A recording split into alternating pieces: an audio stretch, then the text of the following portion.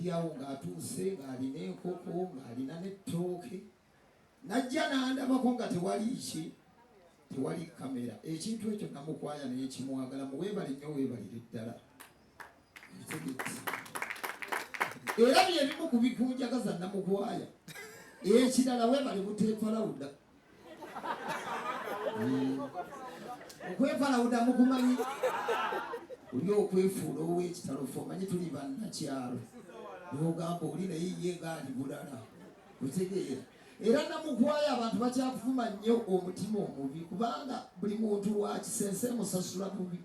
Kakati gumira ebyo bye bakugamba kubanga olina ki ekisa. Buli akola ekisa asasulwa muki. Namukwaya mwongere olugalo. Nze sijja kwogera bingi.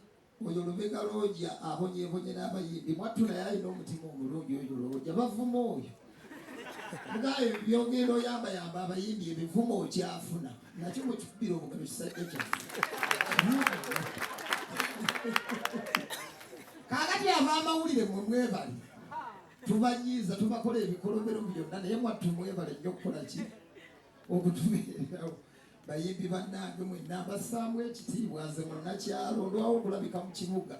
So namukwaya ng'ennaku z'omwezi mmeka tugenda kubeera ku Africana kulu tuzine overnight mpaka kuwulira muli kongula nandyagadde nkuweeyo akazungu katono. We wanna appreciate you for the good what you have. We will forever loving you until our last breath. Thank you so much. Kongula. Okuva mu B2C era nga ndi musanyufu nnyo okubeera wano. Ndi musanyufu nnyo eri sister wange Spice Diana kubanga ffenna tuva wala nga tukyambala obusapatu bwa bbulu ne tutambula eruwaffe awo nga tukkirira we twambuka nga Spice akubye akayimba.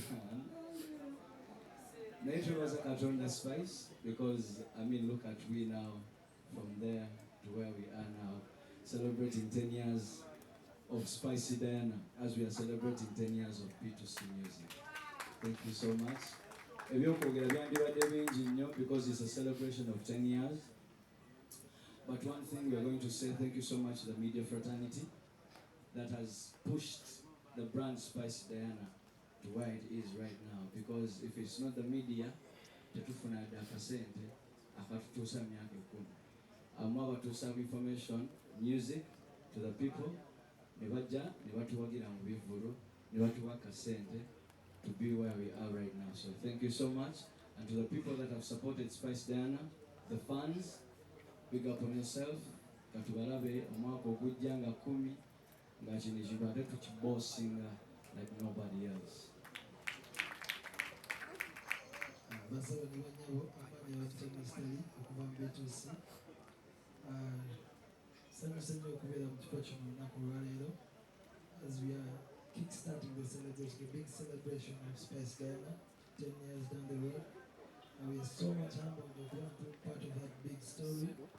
We did a song way back in 2016, I think, 15. Probably Marita and Jabala and Spice Diana.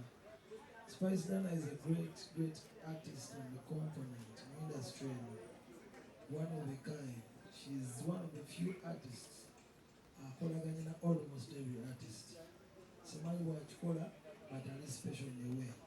Spicy and Source Management, big up on yourself. Thank you so much for playing that role. It's really incredible, yeah?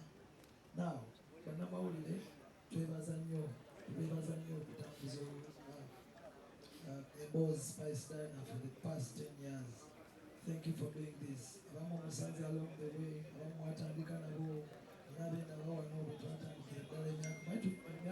Spice. So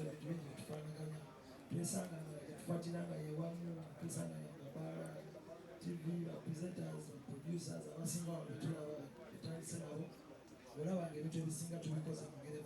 Spice, thank you so much. You will take our competition in the last 10 years, special year. And because you're not, n'abawagizi be mubale nnyo kwagira Spice Diana. The gadgets, big up on yourself. Amanya ndowooza Mr. bless you. Amanya ne congratulations Spice. Buli mukisa gw'amaanyi nnyo kubanga nti fe abayimbi abamu abafuna opportunity okukolako akayima ne Spice. She's a star girl, mukyala wa kabi, ne management ye yonna. Big up on yourself, manager Roger. Omanyi omusajja oyo akwasaganya abantu, ate omusajja ayagala industry nnyo era big up on yourself Roger, webale nnyo wagala industry, webale nnyo okwataganya abantu ne bafuuka ekintu kimu. Kati nnyongera okwebaza abantu abawagidde Uganda music, mwebale nnyo mwebalire ddala. We don't take it for granted. We appreciate you all. Mwebale kwagira the whole industry nti bwe mubeera eyo mukimanye nti tusiima bye mukola, kyonna kye muteekako engalo nga mwagala industry ya Uganda egende mu maaso. Big up on yourself, tubagala nnyo. Ate mbajjukize nti nga 10 January tujje tuwagire ka Spice Diana bambi. Mujje okawagire bambi. Kaana kalina empisa, kaana kaakabi. Mukimanyi ekyo nammwe ndowooza mbeereyo mukimanyi nti kaana kaakabi. So big up on yourself Spice Diana. Social media, mwena media yonna mwebale nnyo okuwagira, mwebale kutuusa bubaka eri bafaanyi baffe. Tubagala nnyo. Big up on yourself. Thank you so much. We are also celebrating 10 years of B2C in May. So please, you're welcome on board. You're not from Drake Center.